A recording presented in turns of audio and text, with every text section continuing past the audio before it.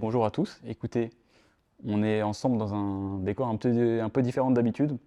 C'est parce que je vais parler longtemps. Donc je me suis dit qu'il fallait que le décor soit le moins dégueulasse possible pour que vous acceptiez de m'écouter parler. Je pense que ça va durer à peu près 2 heures. J'ai pas mal de trucs à vous raconter. Donc posez-vous tranquille, prenez-vous un petit thé et on va faire un genre de conférence ensemble, on va dire. J'ai envie de vous parler de pas mal de trucs, notamment parce que, pour ceux qui me connaissent, je m'appelle Théo, je rappelle, j'ai 26 ans et j'ai monté un groupe d'agence qui s'appelle Kudak il y a maintenant 4 ans. Et depuis 4 ans, j'ai eu le temps de passer par pas mal de phases. Et vous savez que j'aime bien enculer des mouches intellectuellement sur ce que je suis en train de faire. Je le fais régulièrement dans le podcast que vous êtes beaucoup à écouter d'ailleurs, ça me fait extrêmement plaisir. Et sur YouTube. Et donc je me pose pas mal de questions aussi sur ce que ça veut dire en fait d'entreprendre, de qu'est-ce qu'il faut s'inspirer. Et j'ai l'impression qu'en fait sur l'entrepreneuriat, c'est un peu comme les mouvements philosophiques, il y a genre un peu des courants de pensée. Et ce dont je vais vous parler aujourd'hui, c'est un petit peu faire un état des lieux de quels sont les courants de pensée classiques aujourd'hui qu'on vit sans forcément décrire dans notre sphère entrepreneuriale. Et si je vous fais cette vidéo, c'est parce que j'ai l'impression d'avoir trouvé un courant de pensée que je suis en train de vivre depuis 4 ans et que j'ai pas vu décrit à d'autres endroits, au moins en France. Et même aux US, hein. Je pense que je peux parler de façon assez large. Donc, si je vous fais cette vidéo aujourd'hui, c'est parce que j'ai quand même un peu roulé ma bosse, entre guillemets. J'ai beau avoir que 26 ans, ça fait quand même 4 ans que je monte une boîte. J'ai 65 employés. Et donc, j'ai attendu avant de faire cette vidéo. J'avais des intuitions déjà depuis longtemps et je me dis que ça va être un bon moment pour le faire. J'aimerais bien pouvoir la réactualiser idéalement chaque année pour pouvoir invalider ou valider les trucs que je vous raconte. Mais j'espère que ça pourra en intéresser plus d'un. En gros, moi, ce qui m'a donné envie d'entreprendre, c'est des modèles. Donc, je pense que ceux qui suivent déjà mon contenu savent que j'ai eu un gros déclic alors maintenant c'est quoi? C'est 2019, 2018 peut-être, en regardant à l'époque donc les vidéos d'Oussama Mahamar, donc ces conférences qui étaient faites à The Family, qui m'ont débloqué un truc dans la tête, qui m'ont donné envie d'avancer. Je pense que j'aurais pas monté ma boîte si jamais j'étais pas tombé sur ce contenu-là, principalement au moment où j'avais une sale expérience globalement dans une boîte, et qui m'a un peu donné la confiance et l'envie simplement de monter une entreprise. Je tire beaucoup de motivation, et même encore aujourd'hui, du fait d'avoir des modèles. Et le problème aujourd'hui, c'est que je m'identifie ni vraiment au courant startup, que je vais définir juste après, ni au courant bootstrap, donc ça veut dire les boîtes qui n'ont pas levé de fonds, qui s'est construit en réponse au courant startup, ni à cette catégorie d'entrepreneuriat que vous connaissez certainement si vous êtes sur YouTube. C'est la façon dont est décrit le business sur Internet. C'est en gros ce que j'appelle le business en ligne. Donc les infopreneurs, dropshippers, ça peut prendre plein de formes, mais c'est en gros les business à cash flow. Mais je vais rentrer dans des définitions un peu plus poussées après. Et donc j'ai longtemps pensé que j'étais le seul, et en fait en parlant autour de moi, je me suis rendu compte que y avait pas mal de gens qui partageaient un peu cette conception un peu différente de l'entrepreneuriat, ou du moins qui ne se reconnaissaient pas là-dedans. Et donc je voulais un peu creuser cette notion-là. C'est des idées que j'ai déjà commencé un peu à vous soumettre dans le dernier épisode là, de mon podcast, qui ne sera pas le dernier moment où j'enregistre, mais vous pouvez aller le voir, il s'appelle Mon manifeste entrepreneurial. Il y avait 10 principes. Et donc ça a été un peu le truc qui m'a donné envie, bon déjà de vous mettre ces idées sur YouTube pour que les gens qui préfèrent voir de la vidéo puissent avoir ces messages-là, mais aussi de cadrer un peu plus le truc et de pouvoir vous le partager plus en détente, donc il y aura moins de montage. Si vous êtes encore là, c'est que vous ne regardez pas que des vidéos YouTube sur lesquelles il y a des intros frénétiques, parce que ça fait quand même une intro assez longue. La structure de cette conférence, elle va être très très simple. Je vais commencer par cartographier quelles sont ces 3 catégories d'entrepreneuriat qui existent aujourd'hui. Puis ensuite, je vais vous faire un petit un manifeste, entre guillemets, des 10 principes qui définissent selon moi cette 4e voie, à laquelle j'ai essayé de donner un nom, duquel je ne suis pas totalement satisfait encore pour l'instant. Donc si jamais vous avez des suggestions, je vous attendrai en commentaire. Mais donc commençons par rentrer un peu dans le détail de ces 3 sphères-là. Donc la première, on va commencer par la plus visible, on va commencer par le business en ligne. Si on devait le définir, je pense que vous voyez un petit peu quelles sont les têtes de gondole de ce mouvement-là. On va dire que ce qui est important pour les personnes qui sont des adeptes de cette mouvance, c'est d'avoir un business, tout court. Donc en gros, entreprendre, c'est avoir un truc qui génère de l'argent, et c'est pas très important en fait le type de business dans lequel tu te lances. Ce qui est juste important, c'est qu'ils vous permettent, donc c'est en caricature, de générer de l'argent et en gros de vous extraire du salariat, puisque c'est ça le but, c'est quitter la rat race. Il y a en fait un champ lexical autour de ce milieu-là qui va être que tu ne peux pas être accompli si tu es salarié. Donc ça, c'est le business en ligne, si on le caricature. Pour toutes les personnes qui répondent de ce mouvement-là, c'est assez facile de les classer, puisqu'il n'y a pas beaucoup de critères différents. En fait, c'est pas comme une startup où il peut y avoir des marchés un peu. C'est tous les infopreneurs, donc tu peux les classer, lapsus un peu chiant, tu peux les classer selon leurs chiffres. Donc il y a un genre de hiérarchie qui est très simple à faire, c'est celui qui gagne le plus d'argent, c'est celui qui est le meilleur infopreneur ou mec du business en ligne. Sur chacun de ces mouvements en fait, que je vais vous présenter derrière, je passerai sur la startup et puis sur le bootstrap, il y a des trucs que j'aime bien et des trucs que j'aime un peu moins, ou des trucs qui me dérangent. Et donc je vais vous expliquer à chaque fois pourquoi est-ce que sur le papier il y a des trucs qui sont à reprendre, mais quelles en sont les limites. Ce que j'aime beaucoup, Parce qu'il y a quand même des trucs que j'aime, même si en fait ce mouvement-là des infopreneurs, c'est un truc qui est hyper décrié. Aujourd'hui, si vous demandez à une personne dans la rue au hasard ce qu'il pense d'un Yomi Denzel ou d'un mec qui vend des formations sur Internet, vous n'avez même pas besoin de dire de nom, il va vous dire c'est un escroc, sans savoir ce qu'il vend. Je trouve que c'est pas aussi noir et blanc ce mouvement. Il y a quand même des choses que les infopreneurs et les mecs du business en ligne font bien. Là où un start-upper, il va faire genre qu'il veut pas gagner d'argent, alors c'est peut-être quelque chose qui est plus répandu en France qu'aux États-Unis, mais c'est pas très populaire de dire que tu veux être très riche. Je trouve que l'infopreneur a le mérite d'au moins pas se mentir sur ce truc-là. Il dit qu'un business, c'est facile, il faut gagner beaucoup d'argent, et si un business A gagne plus d'argent que business B, alors business A est mieux que business B. C'est simple à comprendre, c'est accessible à tout le monde, et c'est d'ailleurs pour ça que ça a une résonance aussi grande avec les gens qui n'ont jamais entrepris sur Internet, puisque le public de ce genre de mouvement-là, c'est pas les entrepreneurs, en fait c'est les aspirants entrepreneurs, et donc principalement si on caricature encore une fois les étudiants fauchés. Et donc un infopreneur, il ne va pas s'embêter avec le champ lexical de la Startup Nation, donc il va vous parler de process, de vision, de culture de boîte, etc. Il va vous parler thune, donc argent sur le compte en banque. Ce qui est aussi appréciable avec ce genre d'entrepreneurs, c'est que je trouve qu'ils n'ont jamais perdu la volonté de liberté, qui parfois se paye en fait au prix de l'argent. Le fait de vouloir beaucoup d'argent, c'est des choses contre lesquelles on va en fait pouvoir monnayer de la liberté. Donc on va choisir de laisser entrer par exemple un investisseur dans sa boîte qui va pouvoir nous dire quoi faire sur un scope qui va être souvent délimité, mais qui va nous prendre une petite partie, petit à petit. Et donc tu as plein de gens qui peuvent parfois être très riches et pas du tout libres. Ce que veut l'infopreneur sans forcément le dire, c'est quand même maximiser la liberté, c'est même d'ailleurs une volonté de liberté qui lui donne envie d'entreprendre. Et je trouve que ce truc-là, en tout cas c'est un truc auquel je m'identifie pas mal et que j'apprécie dedans. Et il y a principalement un spin-off que j'aime beaucoup aussi dans le business en ligne de manière générale, c'est un mouvement qui est assez récent, ça s'appelle les solopreneurs.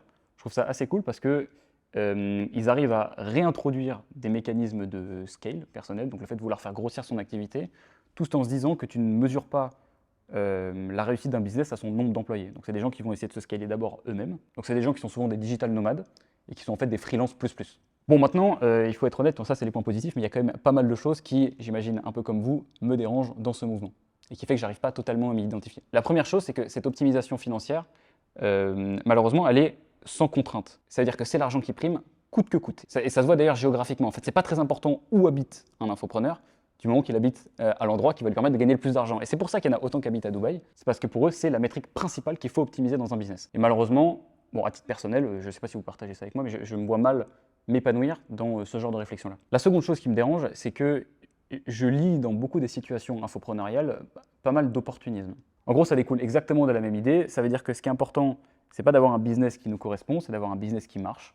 Et chaque année, il y a des hypes sur lesquels il faut se jeter. Donc ça fait que tu as des gens qui, bon, en 2020, c'était des dropshippers, puis c'est devenu des vendeurs de formations, après ils ont vendu des NFT, aujourd'hui ils font des formations sur l'IA. Je trouve juste que ça manque de colonne vertébrale, et souvent, c'est pour ça que c'est un milieu sur lequel il y a beaucoup de copies, et aussi pour ça que souvent les dropshippers d'ailleurs sont assez secrets sur les produits qu'ils lancent, parce qu'ils savent qu'il n'y a pas beaucoup de barrières à l'entrée, et que c'est une pratique qui est très commune chez les gens qui font du business en ligne, c'est la réplication.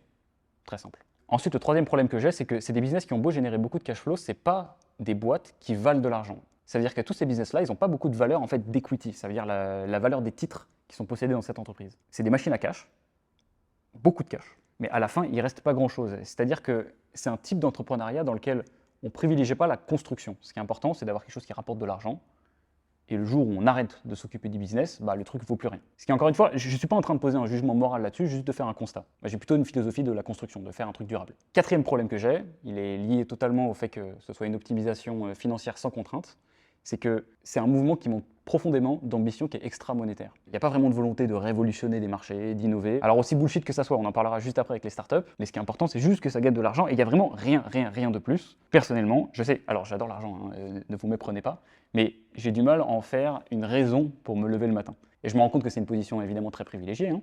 Ça veut dire que j'ai gagné assez d'argent pour m'en rendre compte, mais je pense que n'importe quelle personne qui gagne beaucoup d'argent, ou alors pas mal d'argent, assez d'argent disons, pendant assez longtemps, bah, arrive normalement à peu près à la même conclusion. C'est que tu en as besoin d'un certain nombre pour vivre et subvenir à tes besoins. Ensuite, soit tu peux continuer à les faire grossir, donc je parle de ton style de vie, hein, ton lifestyle comme on dit, mais malheureusement ça ne t'apporte pas beaucoup de satisfaction supplémentaire, personnelle.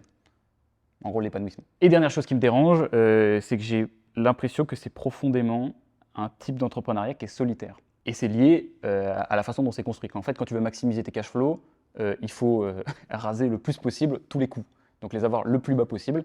Et le coût principal dans un business, souvent dans les business en plus infoprenarial, c'est les gens. Donc il faut avoir le moins de personnes possible. Il vaut mieux mettre de l'argent dans la publicité, dans les funnels, etc. Et ça fait que tu as moins un sentiment d'appartenance que tu peux avoir dans une boîte où tu as construit une équipe pendant longtemps, etc. Et c'est un truc qui, moi, personnellement, m'apporte beaucoup de satisfaction dans Kudak et je ne me verrais pas monter un business sans. Donc si on récapitule, ce mouvement du business en ligne, il a quelques avantages. Je trouve que la principale, c'est qu'il est honnête et qu'il a quand même renoué avec les fondamentaux d'un business qui sont de gagner de l'argent et d'être rentable. Mais ces quelques composantes que je viens de vous lister font que bon, c'est pas un courant de pensée qui est relatable pour tout le monde, disons. Donc on peut se dire que la solution à cette affaire, c'est donc de faire une fameuse startup. Je vous en parle depuis tout à l'heure, maintenant on va voir qu'est-ce que ça veut dire. Qu'est-ce que c'est ce courant de pensée derrière les startups? Déjà, ce que j'en comprends, c'est que c'est quand même le repère des gens qui sont ambitieux, de manière générale. Moi, c'est celui que j'ai appris en école de commerce à HEC. C'est celui qui m'a fait rêver, c'est celui qu'on décrit à Hollywood. En fait, c'est celui qui crée les aventures les plus intéressantes. Donc un start-upper, c'est très simple, il va avoir une idée, souvent qui est plus ou moins innovante. Ensuite, il va aller voir un venture capitaliste qui va lui donner de l'argent et qui va lui dire tu mets le curseur de risque au max pour avoir 1% de chance de faire un monstre. Donc parfois ça donne un géant de la tech et de manière plus générale ça donne des diplômés d'école de commerce qui raquettent des investisseurs. Donc l'idée phare de ce mouvement, elle est très simple, c'est go big or go home. On va procéder au même exercice. Qu'est-ce que j'aime? Qu'est-ce qui me dérange? La première chose, j'ai un biais personnel, puisque la startup, c'est mon premier amour, c'est le truc qui m'a fait rêver et qui me fait toujours rêver. Principalement parce que c'est celui qui donne lieu aux histoires les plus incroyables. En fait, quand tu racontes l'histoire de la création de toutes les grosses boîtes qu'on voit aujourd'hui autour de nous, celles qui ont réussi via ce modèle startup, donc VC-backed et enfin très risqué, ça donne toujours des aventures de ouf. Ensuite, je ne trouve pas qu'il faille avoir de biais négatifs au fait qu'il y ait des investisseurs. En fait, ce genre de business-là dont on parle, ils sont construits comme ça, ils n'auraient pas pu exister sans la présence de ce type d'investissement en particulier, qui est le capital risque en français, parce que l'innovation, ça se finance. Et troisième chose, ça c'est un truc qui est particulièrement vrai, je trouve, chez les fondateurs de start-up, c'est qu'il faut dire que de manière générale, c'est des gens qui ont du courage. On va reparler du courage dans la partie manifeste, mais c'est une qualité que je trouve extrêmement louable. Et pour faire ce genre de truc hyper risqué, qui te prend des heures de sommeil, qui impacte toute ta vie, il faut quand même être quelqu'un de courageux. C'est indéniable. Mais il y a quand même des trucs qui me dérangent. Bon, la première chose, c'est que moi, personnellement, en tant que fondateur, je n'ai pas envie d'entreprendre avec ce niveau de risque-là. C'est hors de question que je sacrifie 10 ans de ma vie à travailler et qu'il y ait une possibilité non négligeable que je ressorte avec rien du tout. Ce qui se passe pour la majorité des fondateurs. Et ça, c'est encore quand ta boîte, elle fail. Parce que même quand ta boîte, elle réussit, parce que vous seriez surpris d'apprendre combien ont vraiment gagné les fondateurs de ces licornes. C'est un peu un secret de polichinelle qui se passe quand tu discutes avec les gens qui sont dans ce milieu-là.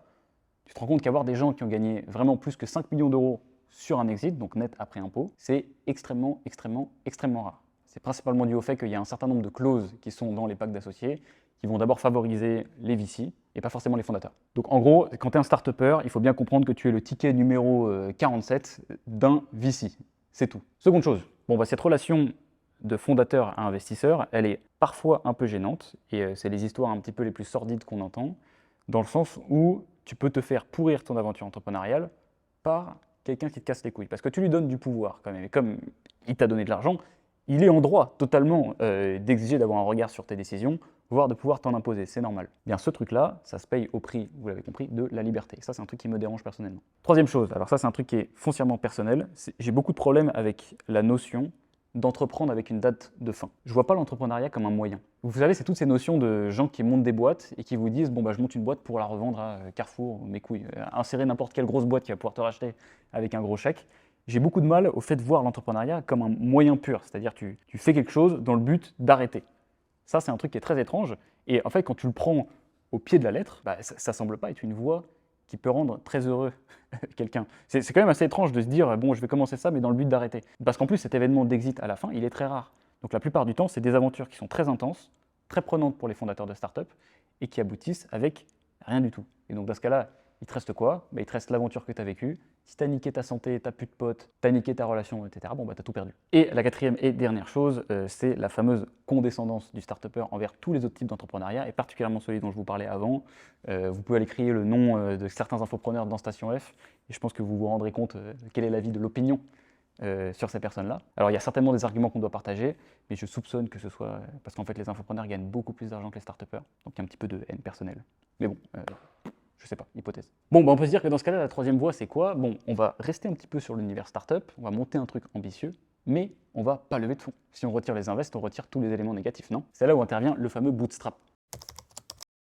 Donc ça, le bootstrap, c'est juste un nom fancy pour dire les business tels qu'on les a en fait toujours montés. Donc le capital, il est détenu par les fondateurs. Peut-être que tu vas à la banque, tu prends un prêt, mais de manière générale, ceux qui ont l'equity, c'est les gens qui construisent, pas les invests. Donc c'est des entrepreneurs, du moins de nos jours, qui ont choisi de dire non au VC, d'avoir un niveau de risque plus faible, mais donc des courbes de croissance plus faibles. Et donc l'idée phare, c'est quoi? C'est que l'autofinancement est la voie vers le bonheur. Encore une fois, je caricature, mais vous comprenez l'exercice. Bon, qu'est-ce que j'aime dans ce mouvement? C'est très simple, c'est que je trouve que c'est, parmi les trois qu'on vient de citer, les seuls en fait qui se sont posé la question de qu'est-ce que j'aime vraiment. Donc ça veut dire ceux qui ont vu l'entrepreneuriat comme quelque chose de plus grand que juste une quête économique. C'est la première chose. Et seconde chose, c'est qu'ils ont eu le courage d'y apporter une réponse qui était plus nuancée que « je suis là pour gagner de l'argent ». Ce qui est vrai. Je pense qu'aucun de ces fondateurs ne se serait lancé dans une aventure si elle n'avait pas la possibilité de leur faire gagner de l'argent. Et ça va être un des éléments très importants du manifeste. Il y a plein d'autres bénéfices personnels qui peuvent apporter une aventure entrepreneuriale. Bon, maintenant, qu'est-ce qui me dérange? Alors moi, j'ai un problème personnel avec tous les mouvements qui se définissent contre quelque chose. J'ai fait un peu de philo dans mes années lycée puis prépa. Et je sais que le mot « contre » a un double sens. Quand tu es contre quelque chose, tu es en opposition, mais tu es aussi en appui. Quand tu es appuyé contre un mur, si tu retires le mur, tu te pètes la gueule. Et donc malheureusement, je trouve que ce n'est pas des mouvements très solides, parce que ça peut se péter la gueule à tout moment, à partir du moment où le truc contre lequel ils sont appuyés se pète la gueule aussi. Et donc le gros problème dans le mouvement bootstrap, et c'est souvent fait de façon non assumée, c'est qu'il avait quand même construit de base contre le mouvement startup. Et ce genre d'opposition, je ne la partage pas. Il y a même une ironie, c'est que tous ces fondateurs autofinancés, en fait, ils ont très rarement vocation à rester autofinancés toute leur vie. Ils finissent tous par lâcher une part de leur capital pour extraire un peu d'argent de leur business, ce qui est totalement normal, mais ça diminue le sens en fait, de ce mouvement bootstrappé. Genre, est-ce que c'est une classification intéressante de classer les business par rapport à est-ce qu'ils sont financés par des investisseurs ou pas? Il faut appeler un chat, il y a quand même une grande partie aussi des business bootstrap qui rêveraient de lever des fonds, c'est juste qu'ils n'ont pas pu. Seconde chose, j'ai aussi le sentiment personnellement que le mouvement bootstrap assume pas bien sa volonté de croissance. En fait, j'ai souvent l'impression qu'au lieu de discuter de comment faire grossir une entreprise, tu parles avec une certaine catégorie, certaines sous-catégories, on va dire, pour pas froisser tout le monde, de ces entrepreneurs bootstrap, tu vas remplacer ça par des discussions de développement personnel un peu bizarre, genre entreprise libérée, management positif et tous ces trucs. Tout ça pour essayer d'oublier que la boîte, elle est quand même là pour gagner de l'argent. Mais non, mais t'inquiète, on est aussi là pour faire s'épanouir les gens. Et ça, c'est une posture morale qui est marrante à tenir quand tout va bien. Mais dès qu'il y a un instant où c'est un petit peu plus dur en trésorerie, t'inquiète que ça saute. Et là, on se rappelle bien qu'il n'y a qu'un seul truc qui ment pas, c'est l'argent sur le compte bancaire. Et le management positif, il a disparu. Donc, le gros problème de ce mouvement, c'est qu'il se définit par son mode de financement, et je trouve, très simplement que ça n'a pas de sens. Donc, refaisons un petit récap des idées que je voulais vous faire passer pour l'instant. Je pense que les courants de pensée entrepreneuriaux sont catégorisables en trois trucs. Le business en ligne, Tar Dubaï, startup et bootstrap. Et alors on peut se poser la question de à quoi ça sert de vouloir s'identifier à un mouvement en particulier. Je vous l'ai déjà expliqué en début de vidéo, vous suivez rien, c'est pour pouvoir trouver des modèles et pour pouvoir avancer plus vite. Malgré tout, pendant ces 4 années d'aventure entrepreneuriale, j'en ai quand même trouvé des modèles. Mais ce n'étaient pas vraiment des modèles entrepreneuriaux au sens propre du terme. En fait, Oussama a été le seul de cette catégorie-là. C'était en 2019, ça commence à dater. J'ai eu un autre déclic qui est, comment est-ce qu'on appelle ça? À l'orée comme d'une forêt, vous savez, à la frontière, en fait, à la limite de l'entrepreneuriat, si on peut le catégoriser comme ça, c'est Naval Ravikant, que vous connaissez peut-être, qui est un investisseur, mais qui a été entrepreneur, et qui a une vision qui est très idéaliste de l'entrepreneuriat. Alors, idéaliste pas dans le sens où c'est un mec qui croit dans des idéaux particuliers, c'est un mec qui est intéressé par les idées, les principes qui sont sous-jacents à la création d'une boîte. Et ce truc-là m'a beaucoup plus inspiré, et j'ai mis du temps à comprendre pourquoi, que tous les contenus pratiques, ou start-up même, des États-Unis et de la France d'ailleurs. Et à ce même titre, j'ai découvert il n'y a pas longtemps tous les bouquins de Nietzsche, et je les trouve beaucoup plus intéressants pour un entrepreneur que des bouquins sur comment monter des boîtes. Pourquoi? Je trouve qu'il y a un truc qui manque à tous ces courants de pensée, c'est qu'ils considèrent toujours l'entrepreneuriat comme une activité économique. C'est une personne morale avec un bilan comptable, et c'est ça qui définit ce qu'on est en train de faire. C'est pas du tout l'expérience que moi j'ai eue de monter Kodak. J'ai l'impression en fait justement d'avoir construit le truc dans une vision qui est beaucoup plus holistique. C'est-à-dire que j'ai utilisé tout ce que j'ai pu construire de monétaire, en fait, la boîte simplement que j'ai construit, mon entreprise, pour scaler tous les autres aspects de ma vie. La première chose, c'est évidemment financièrement. Ça a été l'impact le plus évident d'avoir une boîte qui fonctionne. C'est que j'ai mes revenus augmentés, très simplement, et la valeur de ma boîte aussi. Ensuite, personnellement, j'ai énormément progressé intellectuellement, principalement dans le fait de devoir vous partager du contenu. Le podcast, là, Road to 10 Million, que je dois enregistrer toutes les semaines, c'est un truc qui me force à clarifier mes idées et en fait qui m'a construit un petit peu genre mon manifeste de vie. Et toutes les personnes qui ont essayé un jour d'écrire un article ou un post, ne serait-ce qu'un post LinkedIn, ça marche aussi très bien, se rendent compte que parfois, tu as l'impression de comprendre quelque chose, quand tu essaies de l'écrire, tu te rends compte qu'il y a des milliards d'objections que tu n'as pas anticipées, et du coup, en fait, en trouvant les réponses à ces objections, tu as une idée qui est plus solide. C'est pour ça que les auteurs de bouquins sont si forts en débat, par exemple. Dans l'autre sens aussi, j'ai par exemple beaucoup tiré de bénéfices dans mon entreprise du fait de prendre très au sérieux le sport, la santé avec le sommeil, la bouffe, tous ces trucs-là. Et ça, c'est pas des trucs dont j'avais beaucoup entendu parler. Enfin, du moins pas pour faire grossir une entreprise. C'est peut-être parce que quand on l'explique pas, ça fait un peu bullshit. Ensuite, socialement, le fait d'avoir construit Kudak et surtout de l'avoir documenté, ça m'a permis de faire des rencontres que j'aurais jamais pu faire autrement et de rencontrer des gens qui sont devenus des amis. Il y a plein de gens qui en fait ont vu via mes réseaux ou via le fait d'avoir entendu parler de Kudak une vitrine de mes accomplissements et qui se sont dit attends, moi je suis un mec qui accomplit des trucs, j'ai envie de rencontrer des gens qui accomplissent des trucs et ça fait une boule de neige quoi. Donc j'en tire un bénéfice qui a largement dépassé les relations juste business, c'est plus juste du network ces gens-là, c'est devenu des potes. Donc en gros j'ai l'impression d'avoir laissé mon entreprise pénétrer tous les domaines de ma vie et en fait ça les a tous scalés. Et j'ai sans arrêt l'impression que dans ces 3 mouvements qu'on vient de décrire, les entrepreneurs finissent par négliger l'un de ces piliers, souvent au profit de l'argent, c'est toujours la même chose. Et j'arrive pas à retrouver cet amour profond de monter une boîte. C'est-à-dire monter une boîte pour monter une boîte. J'ai l'impression que c'est une discipline qu'on ne s'autorise pas à aimer pour elle-même. Ça doit toujours être fait dans le but de quelque chose. Pour créer le leader, pour innover, pour gagner beaucoup d'argent, évidemment. En fait, moi, quand je me réveille le matin, ce qui me fait kiffer profondément, c'est travailler sur mon truc. J'ai pas envie de l'abandonner. Et j'ai trouvé évidemment des gens qui pensaient comme ça, mais j'ai mis du temps à, à trouver ces modèles de façon médiatisée. Je les vois pas sur YouTube, ils sont pas dans les médias, et j'ai trouvé ça étrange. Et donc ces derniers temps, je me suis beaucoup éloigné des contenus entrepreneuriaux en fait sur Internet. À la place, je me suis beaucoup plus nourri de trucs de philo, de newsletters, d'articles de blog, mais pas grand-chose qui parle vraiment de business. Et paradoxalement, j'ai l'impression d'avoir beaucoup plus fait avancer mon entreprise avec des principes fondamentaux qui d'ailleurs sont pas du tout liés, enfin qui sont pas du tout économiques souvent, qu'avec des astuces, qu'avec enfin des hacks business quoi. Et j'estime que si on prend les 12 derniers mois d'aventure de mon entreprise, le truc qui m'a le plus fait progresser et qui a plus fait avancer ma boîte, c'est le fait d'avoir, par exemple, respecté mon sommeil. J'ai commencé à dormir 8 heures par nuit, j'ai eu l'esprit beaucoup plus clair, j'ai pu prendre des meilleures décisions sur l'entreprise et sur les gens. Et ça, c'est pas dans le manifeste de Y Combinator. Tout ça, ça nous avance pas beaucoup les potes. Donc comment est-ce qu'on fait pour construire cette 4e voie? Eh bien, on va faire comme quand on était en latin en première. J'ai pas fait latin, mais j'ai internet. On va repartir de l'étymologie du mot entreprendre. Je vais sortir mes notes, parce que je me rappelle plus de mes déclinaisons. Entreprendre vient du latin interprehendere, qui veut dire saisir avec la main. Entreprendre, c'est se saisir de quelque chose pour le maîtriser. La question qu'on peut se poser maintenant, c'est ok, mais saisir quoi?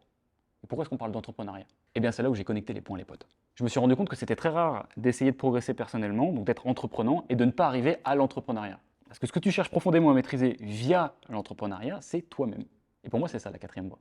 C'est une vision qui est centrée sur les fondateurs et dont l'entreprise n'est qu'un prolongement de leur volonté de s'améliorer personnellement. Donc c'est une façon de voir sa vie via le prisme de l'entreprise. Alors pas l'entreprise à la personne morale, le fait d'être entreprenant, le verbe entreprendre, enfin vous avez compris. Ça va être un peu le bordel, donc suivez. Donc le principe de base, ça va être de se dire, au lieu de chercher quelle boîte on va pouvoir monter, on va se dire, je vais me regarder dans un miroir et je vais essayer d'élever les standards que j'ai pour moi-même, donc chercher à m'améliorer. Et ensuite, ça va se traduire par potentiellement un business en ligne, une startup, une boîte bootstrap, ou alors pas du tout. Mais c'est ça qui va donner lieu à la démarche entrepreneuriale. Ça veut dire, que peut y avoir des entrepreneurs de ce 4e mouvement qui n'ont pas d'entreprise. Il y a des gens qui ne sont pas entrepreneurs et qui sont plus entreprenants que des pseudo-entrepreneurs. Vous suivez? Et on peut même aussi très bien appartenir à ce mouvement-là et être salarié. Ce qui est juste important, c'est d'avoir la volonté profonde de s'améliorer personnellement et de le confirmer par des actes. Donc ça fait que la source principale d'apprentissage pour ce genre d'entrepreneur, c'est les leçons fondamentales sur l'être humain. Donc comment tu deviens meilleur. Et donc le fondateur, en développant ses qualités propres, il éclabousse tous les gens autour de lui, et donc il diffuse un esprit entrepreneurial qui donne envie à tout le monde d'être meilleur, ce qui va faire in fine scaler sa boîte. Et c'est toujours centré sur l'humain. Donc là, il faudra mettre un petit passage de Brian Chesky. Think of the growth of your company. You have to grow faster than that. And if you don't grow fast in your company is going to be pulling you, and then you're going to eventually be holding it back. Donc maintenant, comment est-ce qu'on l'appelle ce mouvement? Moi, j'ai envie de l'appeler l'entrepreneuriat. Ça veut dire une démarche entrepreneuriale centrée sur l'humain. Alors, je suis content de pouvoir lui donner un nom, mais en le disant, parce que j'ai quand même eu l'occasion de le dire plusieurs fois avant d'écrire cette vidéo, j'ai trouvé que ça faisait un petit peu comme dire HPI. Ça me crée un léger malaise, donc je suis très ouvert aux suggestions, comme je vous disais, vous pouvez me les mettre dans les commentaires. Mais en tout cas, je pense que vous avez compris l'idée. Donc maintenant, on va rentrer dans le cœur de cette vidéo.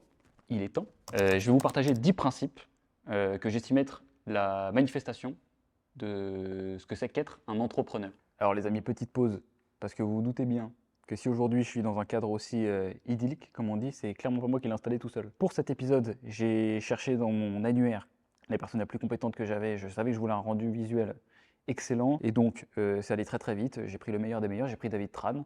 David Tran, c'est le vidéaste de L'Oréal et de Louis Vuitton, entre autres. Donc c'est un vidéaste qui est très très prisé et qui commence à avoir une sacrée cote sur Paris. Donc voilà, il fallait que je lui en place une, parce qu'il se trouve aussi que c'est un ami de longue date avec lequel j'ai même habité, il paraît, dans une coloc qu'on appelle la coloc du scale. Voilà, donc c'est un scaler autant que tout ce que vous venez d'entendre, tout ce que vous avez entendu là, juste avant que je vous fasse cette petite coupure très dommageante. Si vous voulez le contacter, déjà il faut passer par moi, je suis son agent, donc il est très demandé, donc vous m'envoyez un message. Non, plus sérieusement, bon, il doit y avoir un lien dans la bio peut-être, je sais pas si David t'en aura mis un ou si tu veux pas, qui te casse trop les couilles. Mais en tout cas voilà, merci beaucoup à David pour ce setup absolument incroyable et toute son équipe. On passe au manifeste. Bon, alors, on va commencer par le principe numéro 1. Le principe numéro 1, c'est fuir la foule. La première caractéristique de l'entrepreneur, je crois que je vais arrêter de le dire.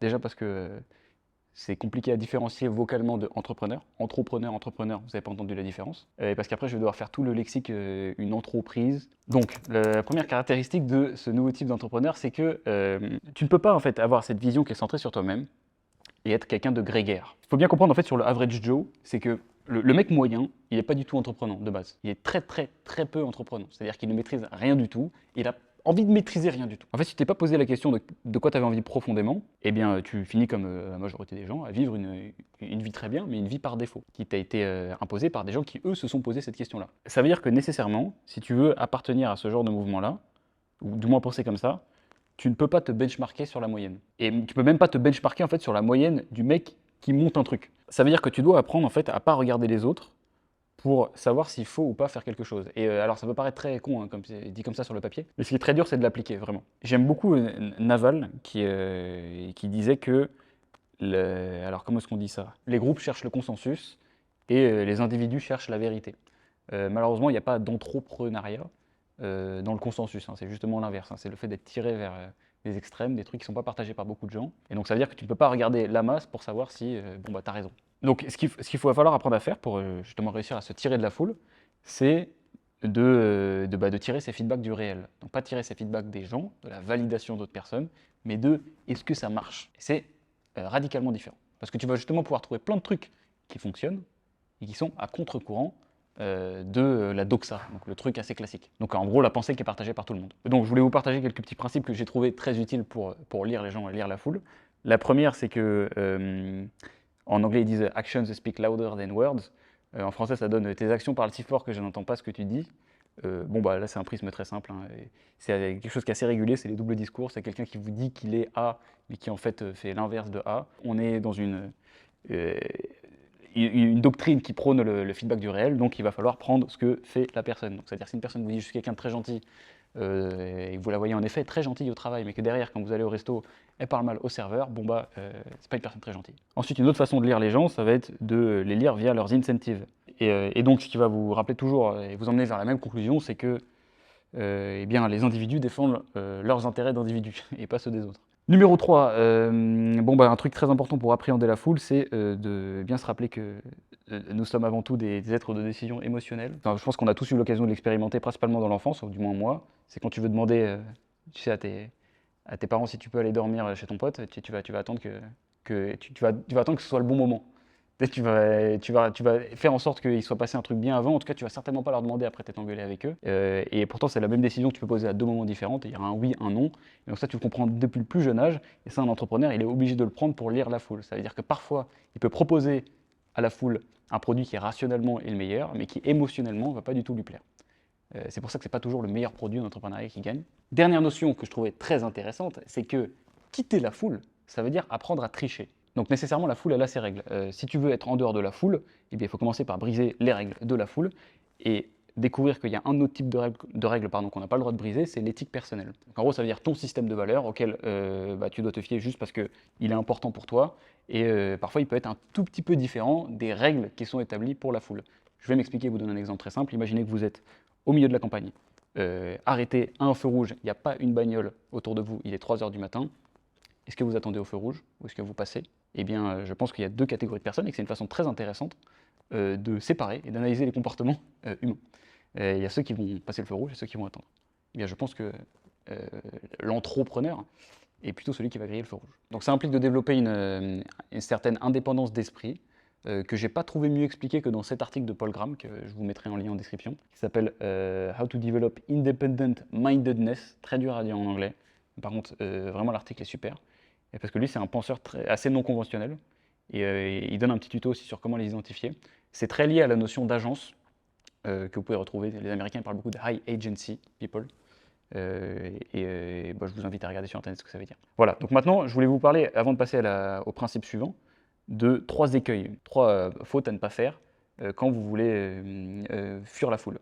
La première, c'est d'essayer systématiquement de réinventer la roue. C'est pas parce que vous voulez être en marge de la populace, du groupe, que vous devez nécessairement vous définir contre la foule. Vous avez retenu ce que je vous ai expliqué avant. Donc il va falloir apprendre à vivre pour vous-même, à prendre vos propres décisions, et à pas essayer de réinventer la roue surtout. Et si on rapporte ça à l'entrepreneuriat, il y a plein de choses qui sont résolues depuis des années, que toutes les entreprises doivent faire pareil, et que vous ne devez pas essayer de faire différemment juste parce que vous voulez faire le mec original.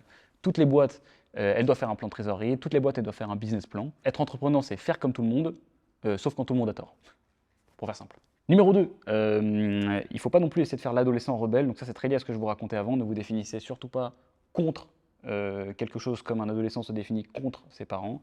On se rend compte tous assez tard en grandissant que c'est assez ridicule. Et l'écueil numéro 3, c'est d'adopter ce genre de posture morale un peu supérieure du fait que puisque j'ai réussi à sortir de la caverne, eh bien je suis supérieur à tous les gens qui sont restés dans la caverne. Il y a normalement assez de dimensions humaines pour que ce soit très difficile de hiérarchiser les humains, donc ne tombez pas dans ce piège qui est celui souvent de la pédance.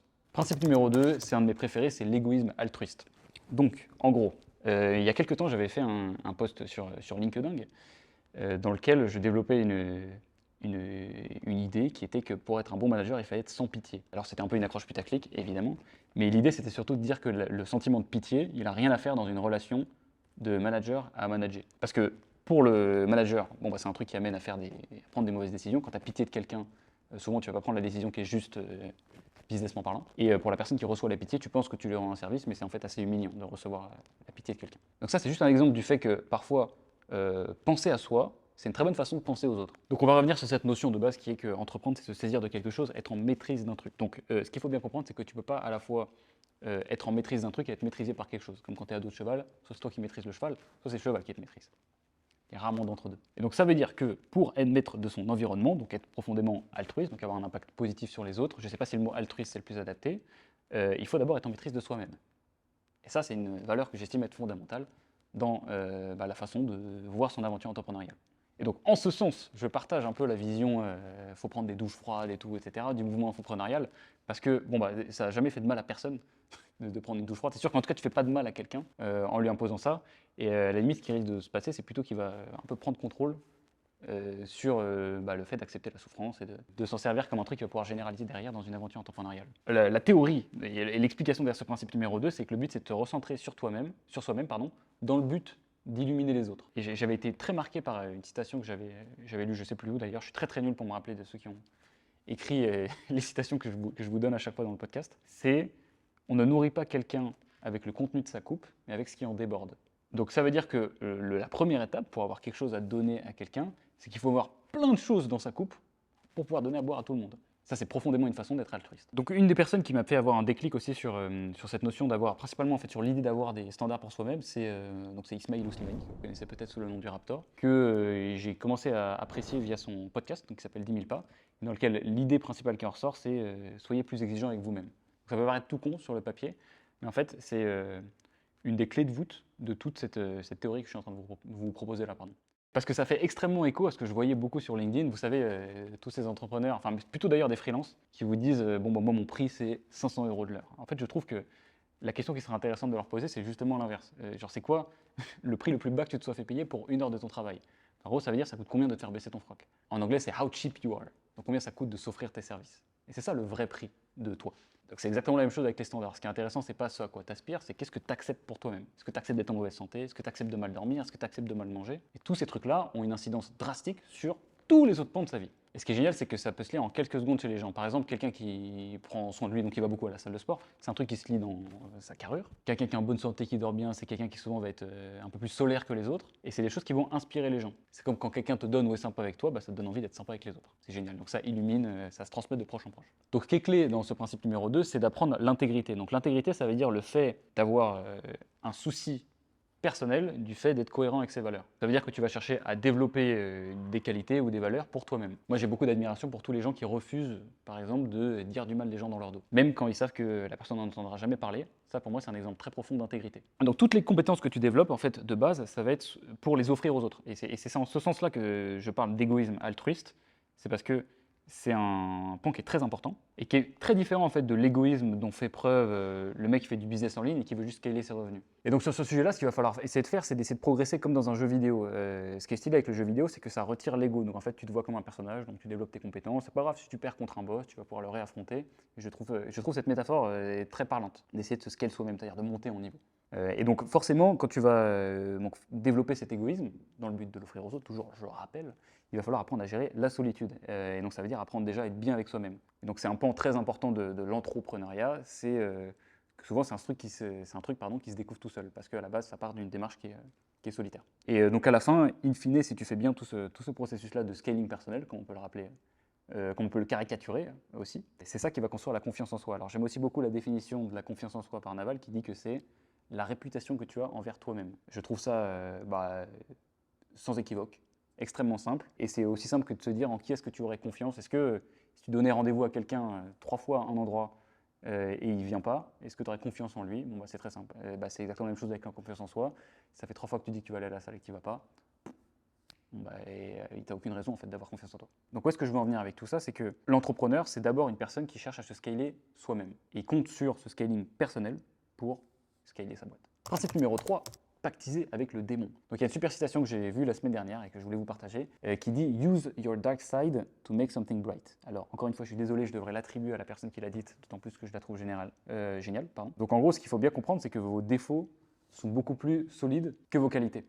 Quand tu vas être poussé dans tes retranchements, donc soit tu vas être très fatigué, ou alors moi je sais que ça me le faisait pas mal quand je faisais des sparring de boxe. Et les bons trucs que tu t'étais dit avant, tu vas dire je vais être courageux, je vais me battre jusqu'au bout, etc. Et quand tu es poussé dans tes retranchements, bon bah il reste que tes défauts. Et donc là tu te rends compte, bah en fait je suis plus lâche que ce que je pensais. Une mauvaise nouvelle de base, mais en fait c'est pas juste une mauvaise nouvelle, c'est aussi une bonne nouvelle parce que si tu arrives à transformer cette énergie négative, donc le fait d'avoir des défauts et de le transformer en fuel, donc le fait de pouvoir te nourrir de cette énergie négative, eh bien, tu as de l'essence toute ta vie. Donc c'est très simple. Et c'est pour ça qu'il y a beaucoup de gens sur YouTube principalement qui partagent du contenu, et je pense que c'est d'ailleurs même une condition, qui ont de l'ego. On est d'accord sur le fait de se dire que bon, c'est pas un truc qui est très positif, le fait d'aimer s'écouter parler, mais c'est un truc qui, dans l'optique où tu veux devenir un entrepreneur de YouTube, tu veux partager du contenu ou vivre de ça ou whatever, il y a du partage de contenu dans ton travail, bah, c'est très utile. Et ce truc-là, bah, comme tu vas l'avoir toute ta vie, vu que c'est un pseudo-défaut, eh ben, tu as un avantage de ouf, en fait, surtout les concurrents qui l'ont pas. Et donc il y a une phrase que vous avez beaucoup aimée que j'ai dite dans mon podcast, donc je voulais la rappeler dans cette vidéo. Ça vous a fait rire quand j'ai dit que je trouvais que les meufs qui trompent sont les plus grandes vicies de France. Bon bah, voilà, je trouve que c'est exactement la même idée qui se traduit là. En fait, ça te donne un tel trauma. Ça te coûte pas d'équité aussi, hein, une meuf qui trompe. Juste, elle te donne l'énergie d'avoir envie de tout niquer. Donc il y a plein de choses comme ça qui sont sous-jacentes et que je trouve assez drôles, mais qui relèvent de la même idée. Donc pactiser avec le démon. Donc aller chercher de l'énergie dans un truc un peu sombre. Sur ce sujet-là, je trouve aussi qu'il n'y a pas de premium à faire la victime. Et je trouve qu'il y a une grosse différence entre être victime de quelque chose et s'identifier à une victime. C'est pas du tout la même chose. En fait, je trouve cette idée assez intéressante parce qu'en fait, au lieu de se considérer comme une victime de ses défauts, eh bien, on va s'en saisir. En fait, on va devenir maître. On revient toujours à cette même idée-là. Et de manière générale aussi, entreprendre, ça te fait comprendre qu'il n'y a pas beaucoup de premium à faire la victime. Tu peux être victime de plein de trucs, il peut t'arriver plein de dingueries, mais par contre, c'est une différence de se dire je suis une victime. C'est-à-dire c'est une grosse partie de mon identité d'être oppressé par quelque chose. Ça, c'est une posture qui est très passive. Et en fait, c'est l'inverse d'être entrepreneur. C'est l'inverse de prendre responsabilité de quelque chose. Tu ne peux pas te saisir de quelque chose si c'est cette chose-là qui te saisit de toi. Donc c'est pour ça que je recommande, du moins dans cette partie de la philosophie, de cacher ses défauts en plein jour. Et donc en fait, ça va transformer de la faiblesse en vulnérabilité. En fait, la vulnérabilité, c'est plutôt un truc qui est une force. Quand un défaut est caché en plein jour, c'est un petit peu comme Eminem, vous savez, à la fin du film 8 Mile, quand il commence son clash et qu'il commence par dire tous ses défauts, tous les trucs sur lesquels il pense que l'adversaire va l'attaquer, et en fait il devient invincible. Et ben, c'est exactement la même chose, et je trouve que c'est une des caractéristiques de l'entrepreneur, qui est de s'être posé ces questions-là, et du coup d'être moins faillible qu'une personne qui va justement essayer de les étouffer, ou alors de les subir. Et je trouve que ça, en fait, ça constitue une force supplémentaire. Ça rend aussi beaucoup plus facile le fait d'être inspirant pour les gens, parce que s'il y a un truc que j'ai compris, c'est que pour inspirer la force, il faut avoir un pied dans la faiblesse, j'ai l'impression. C'est pour ça qu'on relate beaucoup plus avec les gens qui ont des histoires où ils sont partis, ils étaient nuls, et puis ensuite maintenant ils sont devenus forts. C'est parce que toi, dans ton état qui est avant la personne dont tu es en train d'écouter le récit, est plutôt dans la partie faiblesse. Donc tu vas pouvoir dire, putain, il était comme moi exactement. Parce que s'il avait commencé son histoire en disant j'ai toujours été un putain de boss, et bah t'aurais absolument rien tiré de son message. Donc c'est pour ça qu'aussi le fait d'être vulnérable donne un pouvoir d'inspiration sur une entreprise et sur le fait, vous savez qu'on est toujours en train de... Enfin, l'idée c'est d'illuminer les autres avec notre scaling personnel, ça va être super bénéfique. Bon alors, par contre, il ne faut pas oublier que ça reste un démon.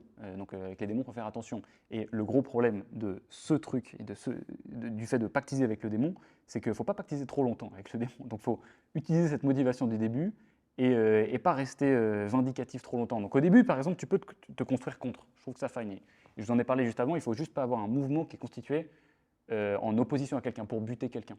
Chez Kodak, on a une phrase, c'est que on veut la couronne et pas la tête sur laquelle il y a la couronne. On ne va pas buter le roi.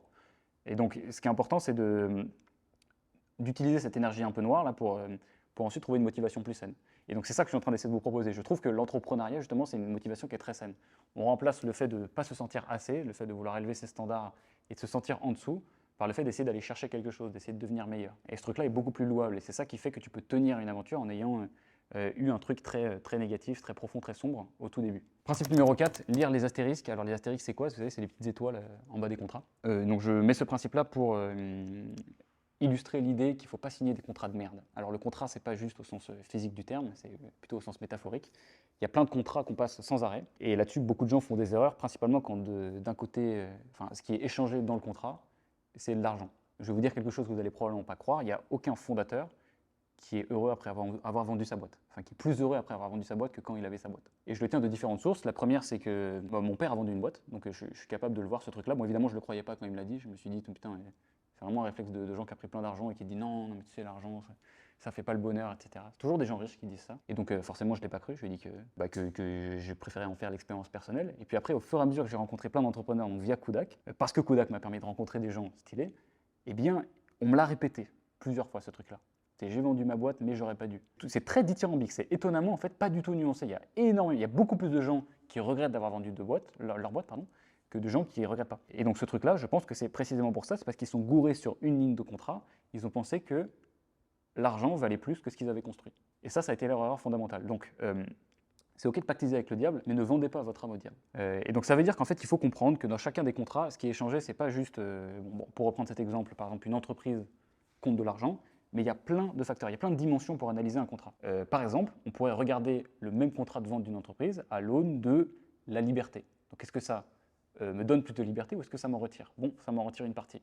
Bon, cette liberté, combien est-ce qu'elle vaut? Et selon combien est-ce qu'elle vaut ta liberté, eh ben, le prix qu'on te propose pour acheter ta boîte, bon, bah, tu vois, 2 millions pour prendre ma liberté. Pour certains vont dire oui, certains vont dire non, certains vont se dire, bon, bah, écoute, par rapport à ce qu'on prend de liberté, je pense que ça vaut plus cher que ça. Et certains vont se dire, bon, bah, liberté est inestimable. Et dans ce mouvement d'entreprise, pour un entrepreneur de manière générale, je trouve que c'est des gens qui ont tendance à accorder une valeur extrême à la liberté. Ça veut dire qu'ils vont mettre un gros multiple. Il va falloir. Alors, je ne vais pas dire qu'ils sont inachetables, parce que tout le monde a un prix, mais c'est quelque chose qui value plus que les autres.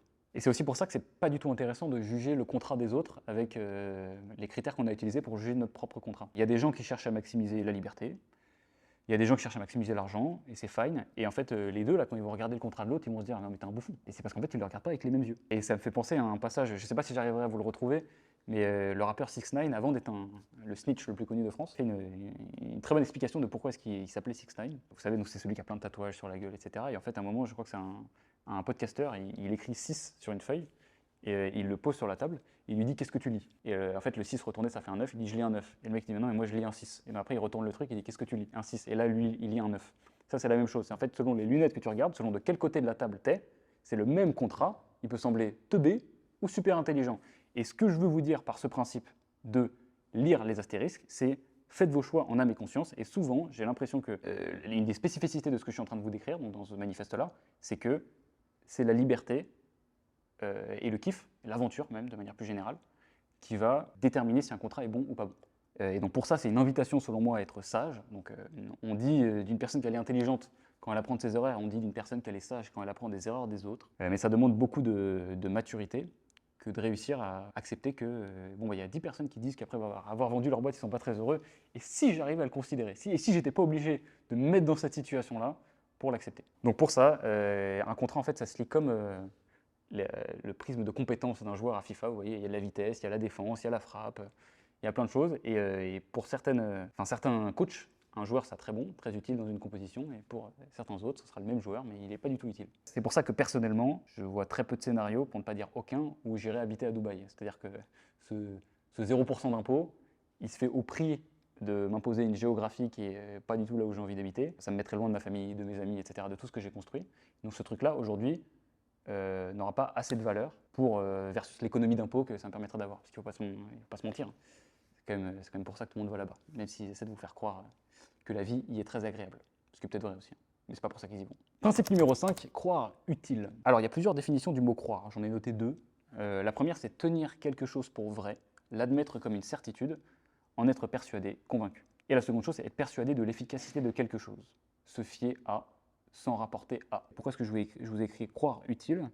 C'est parce que je trouve que cette catégorie d'entrepreneuriat t'invite à ne pas privilégier ce qui est vrai, mais à te prendre un raccourci, qui est beaucoup plus simple et tout aussi louable, qui est de choisir ce qui va t'aider, donc ce qui va t'apporter le plus de résultats. Donc de choisir une croyance selon est-ce qu'elle est utile ou est-ce qu'elle est inutile, et pas est-ce qu'elle est vraie ou est-ce qu'elle est fausse. Ça me fait beaucoup penser au pari de Pascal, que j'avais étudié en prépa, alors qui est très critiquable sur plein de points, mais en gros la thèse elle est très simple, c'est tu n'as aucune raison de ne pas croire en Dieu, parce que si Dieu existe, eh bien, dans tous les cas, tu seras content d'avoir cru en Dieu parce que tu vas te retrouver là-haut et il va t'envoyer en enfer ou au paradis.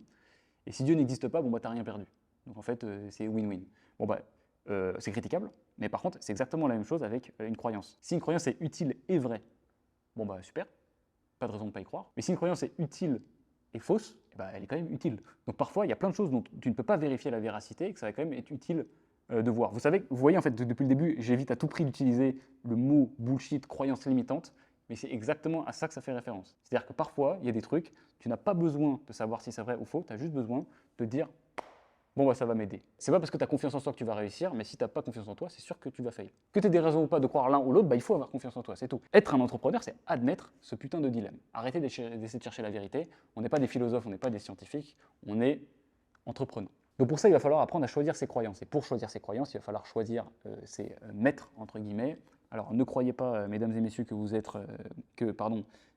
maîtrisé par personne. On est tous maîtrisés par quelqu'un, et particulièrement quand on est entrepreneur, parce qu'on est la pute de tout le monde.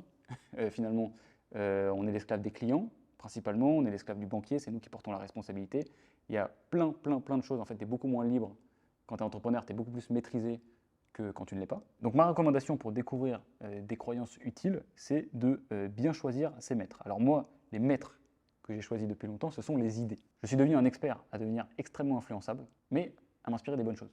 Le conseil que j'ai à vous donner là-dessus, c'est de vous tenir le plus loin possible des sources d'informations subies, les news par exemple. Donc en gros, c'est tous les trucs qui ne vont pas pouvoir donner lieu très rapidement à une action. Donc en gros, quand tu entends qu'il se passe une dinguerie et que ça te fait juste peur, c'est pas utile. Ensuite, pour bien choisir vos croyances et éviter de faire des erreurs, je vous conseille de vous tenir le plus loin possible de la gourouification. Alors ça, c'est un phénomène qui est extrêmement courant de notre ère, principalement parce que je trouve qu'on manque de modèles. Quand on veut construire quelque chose, et qu'on n'est pas dans soit la startup, le bootstrap ou le business en ligne, et en fait qui va souvent inviter à formuler des jugements assez absolus sur les gens. Donc on va dire que Oussama, c'est quelqu'un de génial, et donc tout ce qui va sortir de la bouche d'Oussama va être génial, ou l'inverse, Oussama est un idiot, et tout ce qui va sortir de sa bouche est un truc d'idiot.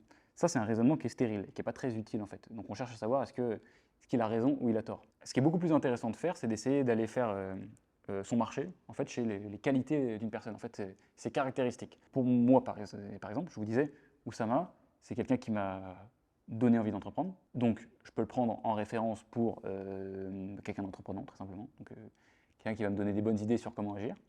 Mais par contre, il y a plein d'autres caractéristiques de sa personnalité que je ne peux pas juger aussi positivement. Et je ne vais pas vous faire un dessin, mais ça invite juste en fait à ne pas formuler des jugements absolus sur les gens. Et c'est ça aussi que ça veut dire croire utile. C'est arrêter de croire que le monde est manichéen. Il y a des croyances vraies, il y a des croyances fausses, mais il y a aussi des croyances utiles et des croyances inutiles. Donc ça fait une matrice. et vous pouvez faire votre petit marché dedans. Pour revenir un petit peu sur ce dont je vous parlais avant, sur le fait qu'il n'y ait pas beaucoup de premium à être une victime, eh bien c'est exactement la même chose en fait. Peut-être que vous êtes une victime, mais à quoi ça sert de croire ça? C'est une position qui est passive et qui ne va pas vous aider à devenir plus entreprenant. LinkedIn en particulier, le contenu en ligne de manière générale, c'est qu'ils ont créé un espace où il y a une récompense à la plus grosse victime. Et n'importe quelle personne qui partage du contenu sur ces plateformes-là sera capable de vous le dire. Racontez une histoire de comment vous êtes fait matraquer par votre boss, vous avez frôlé le burn-out même si c'est pas vrai, et vous allez recevoir tous les likes de la Terre, vous allez gagner du statut social. Ça, c'est l'inverse d'être entrepreneur. Croire utile, c'est que souvent, en fait, vous n'allez pas avoir de tuto. Il n'y a pas marqué utile ou inutile sur des croyances.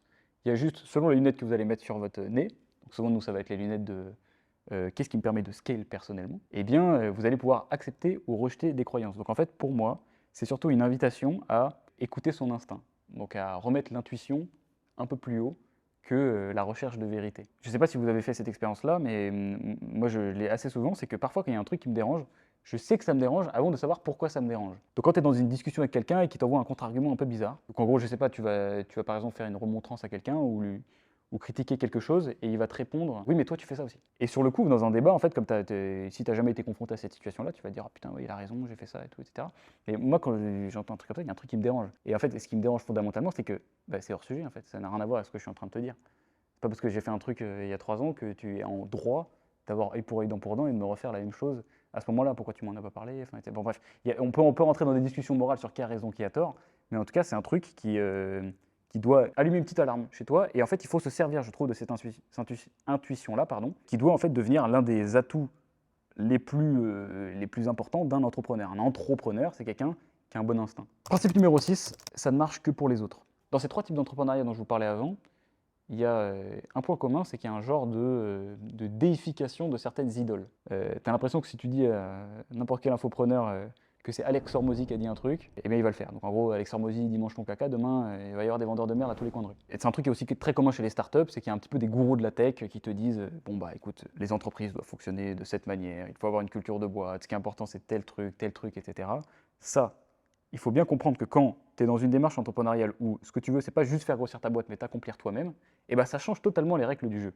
On ne peut pas juste faire ce qui marche. Parce que ce qui marche, c'est pas forcément ce qui va te faire progresser toi. Parce que malheureusement, Sam Altman ou Elon Musk, ils n'ont pas le tuto comment être toi. Et donc ils vont te filer des conseils, forcément, avec leur système de priorisation. Donc, par exemple, moi, un entrepreneur qui viendrait me donner des conseils sur comment gagner de l'argent, il me dirait ce que tout le monde me dit depuis très longtemps, et qui est un truc que je ne veux pas faire pour l'instant en l'état, c'est fais une formation sur comment lancer une agence. Et je pense que je pourrais devenir très riche si je faisais une formation sur comment lancer une agence, mais j'ai pas envie.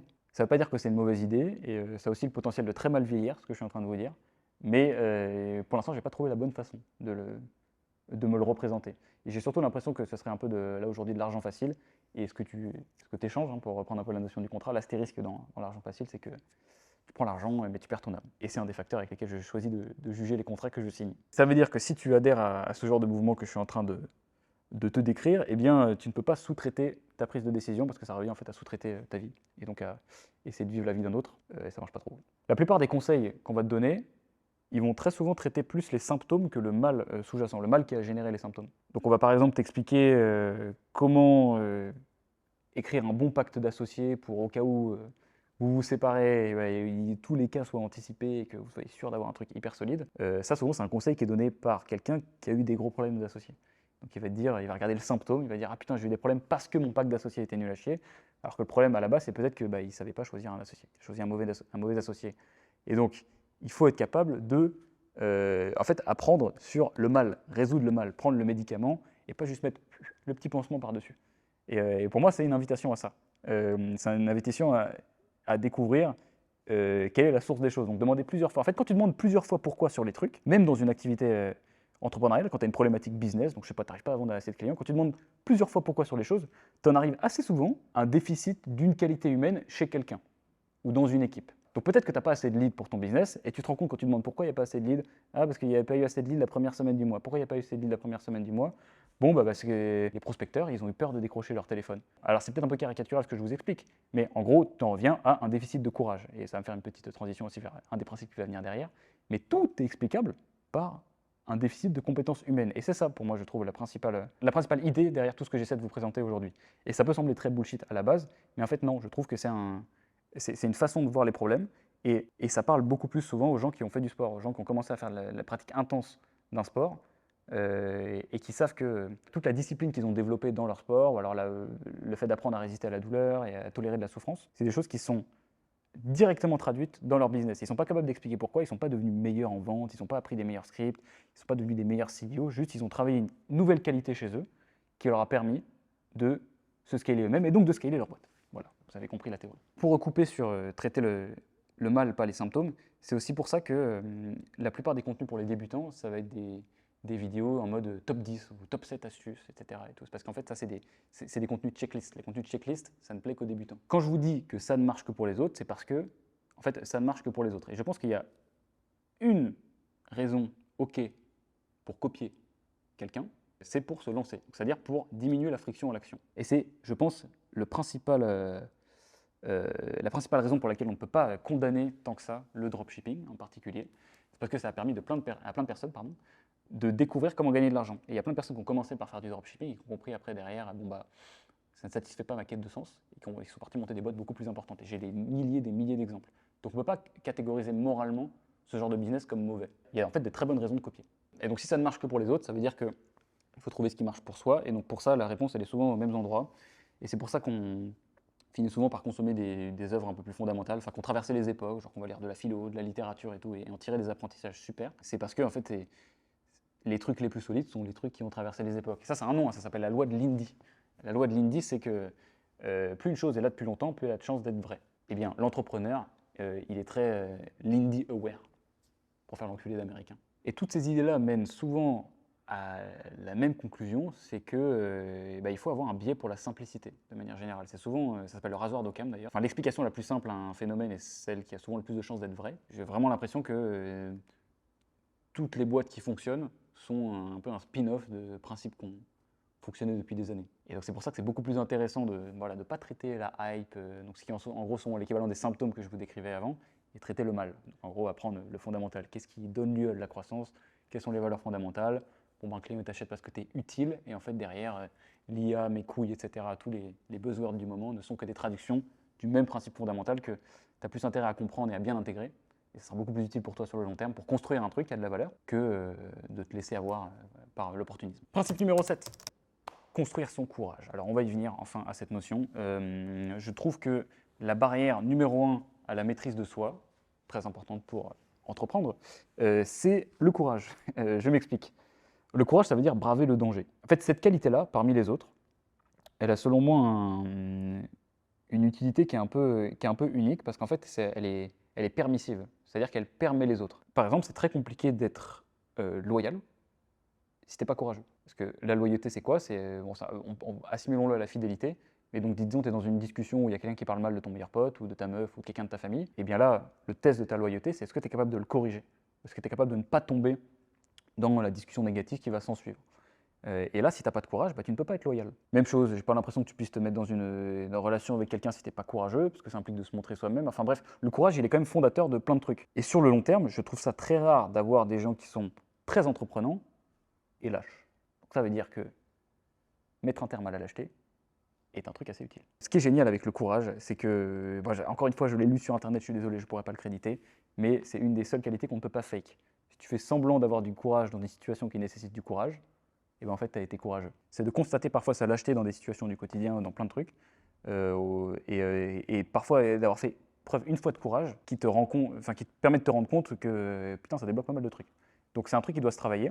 Et il y a un truc qui est génial avec le courage, la conviction, bon, un peu empirique, hein, ça veut dire, je ne sais pas si c'est vrai, enfin si c'est si c'est une théorie qui tiendrait la route à des objections, mais j'ai l'impression de le constater dans la pratique, c'est que j'ai l'impression qu'on ne peut être courageux que pour les autres. En fait, quelqu'un qui n'a jamais fait preuve de courage dans le passé peut, je pense à une maman, enfin, pour son fils, qui peut aller affronter qui pourrait affronter une armée de 100 000 personnes juste pour défendre son fils. Mais j'ai l'impression qu'en fait, c'est justement le fait d'avoir soit quelqu'un auquel tu tiens, soit quelque chose dans lequel tu crois fort, qui te donne le courage d'avoir du courage. Vous voyez ce que je veux dire? Et c'est la même chose avec le milieu militaire. Il y a un truc qui m'a beaucoup marqué c'est que les premières semaines d'HEC, donc à l'époque du mois où j'ai intégré, c'était un stage militaire qui avait lieu à Saint-Cyr. Et quelqu'un avait demandé au lieutenant qui nous encadrait à un moment, est-ce que les soldats, est-ce que vous êtes prêts à mourir pour la France? Et le mec avait répondu, le lieutenant avait répondu directement non. En fait, tu meurs pas pour la France. Il avait dit, tu te bats pour le camarade. Et j'avais trouvé ça trop stylé. Bon, déjà parce que c'est beau, c'est magnifique, la camaraderie, c'est vraiment un truc qui est facile de m'émouvoir avec ça, disons personnellement, mais aussi parce que eh bien, cette camaraderie qui est à la base du courage dont peut faire preuve cette personne, d'aller rescue quelqu'un qui est blessé, et c'est ça qui m'a mis sur la piste. Voilà. Où est-ce que je veux en venir avec tout ça? C'est que le meilleur moyen de faire preuve de courage, c'est de trouver quelque chose qui t'anime. Et c'est assez facile de se le représenter. Si quelqu'un finalement menace ta vie, c'est quelque chose qui t'anime pas mal, le fait de vivre, tu vas faire preuve de courage en fait pour t'en sortir. Tu vas mettre en place tout ce qui est possible. Donc je trouve qu'on peut reprendre cette notion et la réappliquer sur des cas un peu plus classiques du quotidien, qui consiste en fait, à découvrir, à croire dans quelque chose. Vous êtes quand même entre de bonnes mains, puisque je vous donne un certain nombre de croyances que vous pouvez valider ou invalider, et qui peuvent vous permettre derrière de devenir courageux pour quelque chose. Et donc je trouve que c'est là où le sport prend tout son sens. Parce que c'est un domaine dans lequel tu peux développer des qualités que tu aurais peut-être du mal à développer dans ton activité professionnelle principale, et qui peuvent te servir dans ton activité professionnelle principale. Donc disons que tu n'es pas très courageux de base, et que tu apprends à être courageux dans la souffrance quand tu vas courir, par exemple, disons que tu fais un petit fractionné, et bien derrière, tu te rends compte que tu arrives à réactiver ce genre de courage dans ton taf. Et ça, c'est génial, parce que en fait, pour toi, parfois, l'acquisition de ce courage va être plus facile dans le sport que ce que tu pourrais avoir. Donc le courage, par exemple, de se séparer de quelqu'un qui n'est pas très performant. Si tu as réussi à acquérir du courage dans le sport, c'est un truc qui peut être il peut être rendu beaucoup plus facile. Principe numéro 8, nager dans l'incertitude. Alors, si j'ai bien compris un truc, les amis, c'est que n'importe quelle récompense, ever, qu'elle soit financière ou pas, vient de la prise de responsabilité. Plus tu es capable d'en prendre, plus tu es récompensé. C'est aussi simple que ça. Dans une entreprise, celui qui prend les lauriers quand un projet se passe bien, c'est le mec qui a dit « c'est mon projet, je m'en occupe ». Mais c'est aussi celui qui prend la punition quand il y a l'échec. Et c'est d'ailleurs là où je trouve qu'il y a un truc très intéressant et qui montre que pas mal de boîtes sont dysfonctionnelles. C'est qu'il y a parfois des gens qui peuvent recevoir la reward, mais pas la punition de l'échec. Et d'ailleurs, il y a Nassim Taleb qui a écrit un bouquin juste sur ce sujet, qui s'appelle Skin in the Game, qui prend tous les grands domaines du monde dans lesquels il y a des gens qui ne sont pas skin in the game. Parce que c'est ça que ça veut dire en fait. Skin in the game, ça veut dire prendre responsabilité du truc.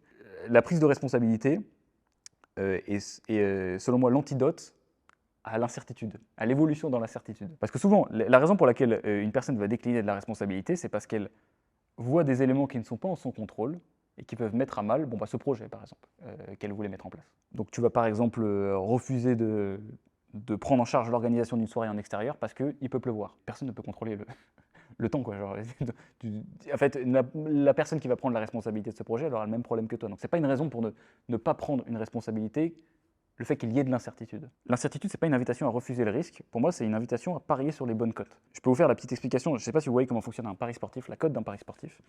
C'est très simple, en fait, quand vous voyez une cote de 2,10 par exemple, en fait, c'est 1 sur la probabilité que l'événement se réalise, donc Paris gagne face à Marseille, plus la cote du bookmaker.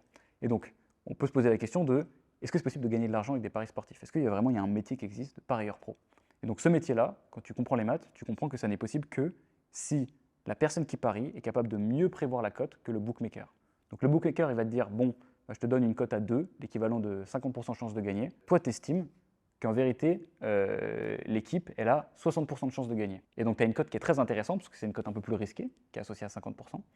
Et donc tu vas faire ce qui s'appelle, un value bet, très simplement, c'est comme au poker. Bon, je ne sais pas si vous connaissez mieux le poker que les paris sportifs. Et donc finalement, si tu répètes assez de fois cette opération, parce que tu as réussi à créer cet écart de prédictibilité, mais tu vas pouvoir gagner de l'argent. Sauf que vous comprenez bien que les Unibet, Winamax, PokerStars, mes couilles, ils ont des armées de bookmakers qui leur fournissent les cotes les plus précises possibles. Donc c'est très rare que tu arrives vraiment à mieux prévoir la cote que le bookmaker. Qu'est-ce que ça veut dire? Si on reprend cette petite métaphore sur l'entrepreneuriat, c'est que il y a plein de cotes qui sont hyper value.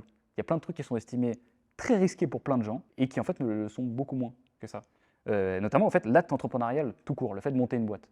Ça c'est un truc qui est vu comme très risqué par la société de manière générale, et en fait n'importe quelle personne qui a passé ce cap-là se rend compte que c'est pas si dur que ça, qu'est-ce que tu perds? Un peu de honte. Par exemple, la sensation de honte, c'est un truc sur lequel il y a une cote qui est énorme. Si tu es prêt à avoir honte de quelque chose ou à être humilié, tu peux récolter des récompenses énormes, parce qu'il n'y a pas beaucoup de gens qui ont une relation assez saine avec leur ego pour pouvoir accepter cette honte-là.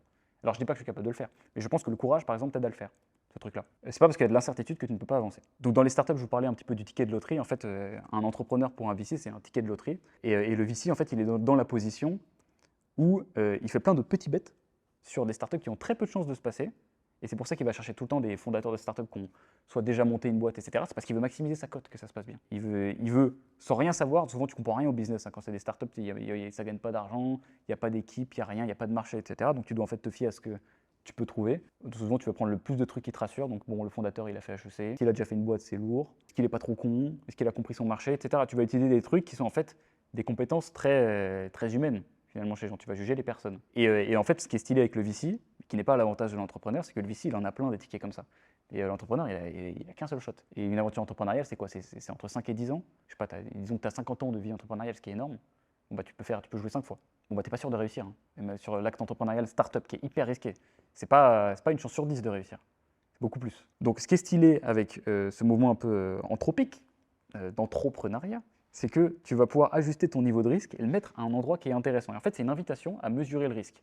Et pour ça, je vous conseille un bouquin qui est super, qui a été écrit par, alors là, je crois que je vais m'en rappeler, elle s'appelle Annie Duke, et ça s'appelle Thinking in Bets, donc penser la vie en Paris, et qui t'invite à voir en fait les situations du quotidien pas comme est-ce que quelque chose va se passer ou est-ce que quelque chose va pas se passer, mais quelles sont les chances que quelque chose se passe ou pas. Finalement, tu n'as que 3 facteurs. Tu as combien tu mises, donc en gros, la mise, métaphoriquement, c'est combien d'énergie ou d'argent tu vas investir dans quelque chose, quelle est la probabilité de succès, donc est-ce que ce que tu entreprends est risqué ou pas, et quel est le gain associé au succès. Donc ça veut dire que parfois tu peux avoir très peu de chances de réussir, mais en fait c'est fine si tu as un gain qui est énorme. Et c'est ce qui se passe avec les startups. En fait, les startups, elles ont 1% de chance de réussir, mais quand elles réussissent, ça fait 1 milliard. Eh bien, il n'y a pas beaucoup d'entrepreneurs qui prennent ce choix-là. L'entrepreneur, justement, il va prendre des codes qui ont beaucoup plus de chances de réussir, des 30, 40, 50%, etc. Et avec des gains qui sont bien aussi, mais qui sont moins risqués. C'est-à-dire que lui, en fait, il sait que, de manière générale, s'il travaille bien, la cote, en fait, est d'ailleurs beaucoup plus haute que 50%, si on voulait vraiment filer le truc jusqu'au bout, et il va être sûr de gagner de l'argent, très simple. La meilleure métaphore de l'entrepreneuriat, elle est pas dans les paris sportifs, elle est plutôt dans le jeu du poker. Et ce qui est intéressant avec le poker, c'est qu'il en fait, il y a une métaphore directe de la chance, c'est les cartes de l'adversaire. C'est un jeu à informations qui sont manquantes. Et c'est-à-dire que tu ne sais jamais, même quand tu prends les bonnes décisions, qu'est-ce qui va apparaître dans les cartes de l'adversaire. Tu peux partir à tapis avec les rois, et en fait, la personne en face de toi, elle a les as. Il y avait plein d'autres mains que tu battais et qui auraient pu partir à tapis en face de toi. Donc as-roi, dame-dame, valet-valet, je ne rentre pas trop dans le détail. Mais c'est pas pour autant que c'était une mauvaise décision de partir à tapis. Et donc ce que le poker m'a appris, moi, c'est le résultat-orientisme. Et surtout à m'en tenir très loin. Le résultat-orientisme, c'est juger la qualité d'une décision sur les résultats qu'elle a apportés. Donc en gros, tu pars à tapis avec tes rois, tu te fais niquer par des as, et tu dis « Ah, j'ai pris une mauvaise décision ». Et donc t'arrêtes de partir à tapis avec tes rois. Donc t'arrêtes de prendre des décisions qui pourtant, sur le papier, te rapportent de l'argent. C'est juste que tu ne l'as pas fait assez de fois. Et ça, c'est une bonne façon d'appréhender l'incertitude. C'est de se dire qu'il y a de l'incertitude dans toutes les décisions, et l'entrepreneur, il sait la gérer. Je termine sur une dernière notion, une vidéo très intéressante que j'avais vue sur une chaîne qui s'appelle Big Idea ou Big Think, je ne sais plus. Mais en tout cas, la notion qui était intéressante, c'était failing up. Donc comment est-ce qu'on échoue vers le haut? C'est beaucoup moins stylé en français. Et donc ça catégorisait, ça mettait plusieurs types d'échecs. Et ça donnait en fait une typologie de qu'est-ce qui constitue un échec productif. Et elle donne 4 critères. Le premier, c'est qu'il faut que l'échec ait lieu en nouveau territoire. C'est-à-dire que ce soit sur une zone, que tu ne sois pas en train de répéter une erreur. En gros, tu n'as pas le droit d'apprendre 2 fois la même leçon. Seconde chose, il faut que ce soit en poursuite d'un goal. Un goal entrepreneurial, ça marche très bien. Si tu échoues en essayant de devenir toi-même ou de te scaler toi-même, c'est fine, c'est un nouveau territoire. Troisième chose, il faut que ce soit drivé par une hypothèse. Ça veut dire qu'il faut que tu apprennes quelque chose quand tu fails. Tu dis, je vais tester telle hypothèse, tu fails, tu as validé ou invalidé l'hypothèse, sinon ça ne sert à rien. Et quatrième chose, il faut que l'échec soit le plus faible possible. Et ça, c'est une autre leçon du poker, ça s'appelle le bankroll management. C'est en gros ce qu'il faut à tout prix éviter dans n'importe quel jeu d'argent, c'est la banqueroute. Et donc tu n'as pas le droit de jouer tous tes jetons sur rouge à la roulette. Et c'est la même chose en fait. Tu ne fails pas vers le haut, donc tu n'échoues pas vers le haut si tu mets toute ta thune dans une aventure entrepreneuriale, tu t'hypothèques ta maison, etc. Ça, c'est de la queue, ça, c'est de la merde. Donc l'entrepreneur, putain, ça marche pas, hein.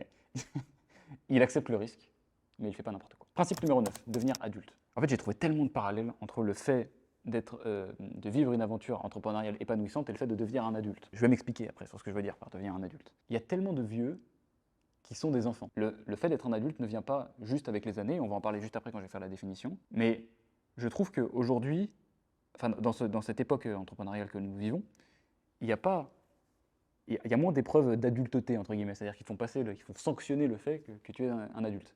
Il y en a des évidentes, mais qui viennent assez tard dans la vie, de plus en plus tard maintenant. Je pense à faire une famille, qui est un bon exemple d'une des caractéristiques de devenir un adulte, c'est prendre la responsabilité de quelqu'un d'autre que soi. Et donc je trouve que l'acte entrepreneurial, donc entrepreneur, est une épreuve d'adulteté.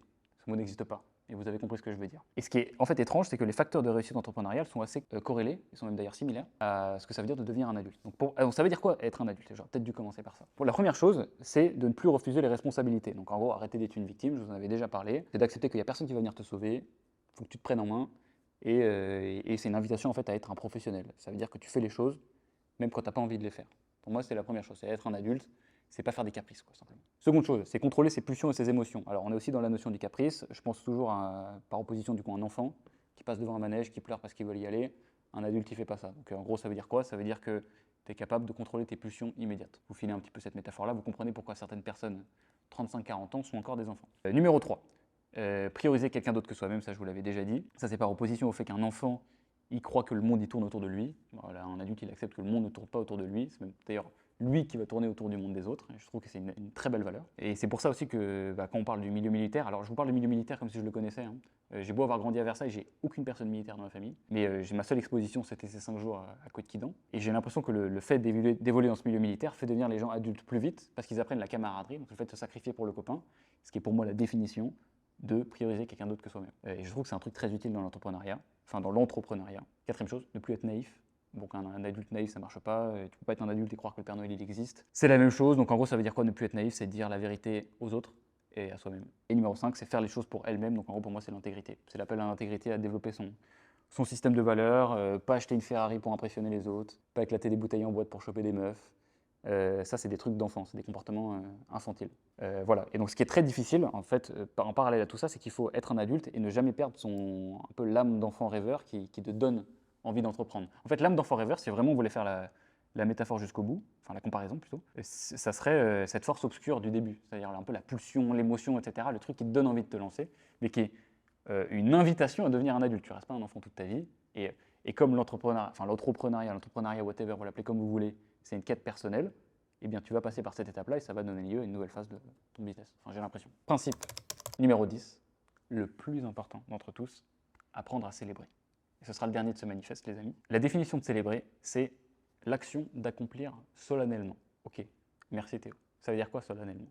Eh bien, solennel, ça veut dire qui est accompagné de formalités qui donnent une importance particulière. Pourquoi c'est important de célébrer les amis? Pourquoi l'entrepreneur doit absolument célébrer toutes les victoires de son entreprise? C'est parce que choisir ce qu'on célèbre, c'est choisir ce à quoi on donne de l'importance. Et c'est d'ailleurs pour ça, c'est très marrant parce que quand tu pousses le truc un peu jusqu'au bout, tu comprends pourquoi il y a des célébrations qui sonnent faux. Et pourquoi il y a des trucs qui ne sont pas célébrables. Je vois par exemple pas ce qu'un infopreneur qui devient millionnaire peut célébrer. Je vais faire une soirée pour dire je suis millionnaire, les potes, venez tous célébrer le fait que je sois millionnaire. Pour moi, c'est la première chose, donc c'est la première chose que ça t'indique quand tu cherches à mettre au premier plan la célébration, c'est anticiper ce que tu vas faire de tes journées par rapport à ce que tu vas pouvoir célébrer. Et donc, tu es obligé en fait de trouver des quêtes qui ont du sens. Tu célèbres les trucs dont tu es vraiment fier. Donc, c'est une invitation à choisir le bon chemin. Et donc, c'est pour ça que des trucs, je sais pas, le mariage, avoir des enfants, etc., c'est des trucs, je trouve, qui se célèbrent bien. Et la seconde chose, c'est que tu te rends compte qu'une célébration, c'est, par définition, en fait, quasiment toujours partagé. Tu célèbres pas tout seul. Ou alors, ça sonne très faux. Et donc, on revient sur cette vision un peu holistique de l'entrepreneuriat que je vous présentais un peu au début, sur le fait que Kudak m'ait permis de scaler tous les pans de ma vie. Ton entreprise, donc ce que tu construis, doit te servir à vivre les moments de célébration normalement les plus intenses de ta vie. Du moins, c'est ma conception. Le but, c'est de venir partager le fruit de ce qui a été construit avec les gens qui l'ont construit. Et donc, ça invite de se poser la question, puisqu'une célébration ne se fait pas tout seul, avec qui j'ai envie de célébrer? Et donc, c'est là la seconde invitation, après avoir choisi le bon chemin, choisir la bonne équipe, choisir le bon environnement. Donc on revient sur qui va t'influencer, parce que ton environnement, c'est ce qui t'influence le plus. Donc ça fait qu'un entrepreneur, contrairement à un start-upper, un bootstrapper ou un business en ligneur, eh bien il va pouvoir dire non à des gens très très compétents, qui auraient pu lui permettre de croître beaucoup plus vite, parce qu'il ne s'imagine pas célébrer avec eux. Et ça, c'est un truc qui a été foncièrement oublié. Et c'est pour ça que je vous disais au tout démarrage de cette vidéo que je ne reconnais pas cet amour pour l'entrepreneuriat que j'ai moi, chez tous ces mouvements. Et c'est aussi criminel de ne pas célébrer ce pourquoi tu as taffé. Et ça fait pour moi écho en fait, à une notion qui est très importante, c'est la notion d'aventure, dont je vous ai déjà parlé un peu avant. Et c'est aussi pour ça que d'ailleurs que l'entrepreneur doit quand même malgré tout prioriser la croissance, c'est parce que la croissance, donc l'action de faire croître, souvent c'est ça qui va donner lieu à des aventures. Et les aventures, en fait, sont in fine les trucs dont tu vas te souvenir et les trucs qui vont donner lieu à des célébrations. Et c'est pour ça que c'est un peu différent de la mouvance bootstrap, c'est-à-dire qu'il y a quand même au centre, dans l'optique de célébrer, la notion d'avoir le devoir de faire croître fort. Bon voilà les potes, c'est terminé, je vais me lever pour cette conclusion parce qu'en fait depuis le début, voilà, les caméras pouvaient m'avoir debout, mais je suis resté assis comme un connard. J'espère que cette vidéo vous a plu. En tout cas, moi j'ai pas mal apprécié vous la faire. Je voulais juste retenir un truc de tout ce que je veux vous dire, c'est que, et en fait c'est surtout une philosophie du scaling personnel, c'est-à-dire d'arrêter, c'est une invitation, enfin l'entrepreneuriat là, je sais pas pourquoi je le prononce comme ça à chaque fois, l'entrepreneuriat, on va le dire comme si c'était un mouvement qui était là depuis des années, c'est une invitation à se scaler soi-même dans le but de scaler sa boîte. Ça veut dire que parfois, tu fais plus progresser ton entreprise en courant un marathon qu'en faisant une levée de fonds. Voilà. Et puis aussi parce que faire grossir son entreprise, c'est nul si on n'en ressort pas une meilleure personne à la fin. Merci les potes. On se retrouve dans la prochaine vidéo, peut-être l'année prochaine quand je ferai l'actualisation de ce manifeste, ou alors qu'il sera oublié. Je vous embrasse.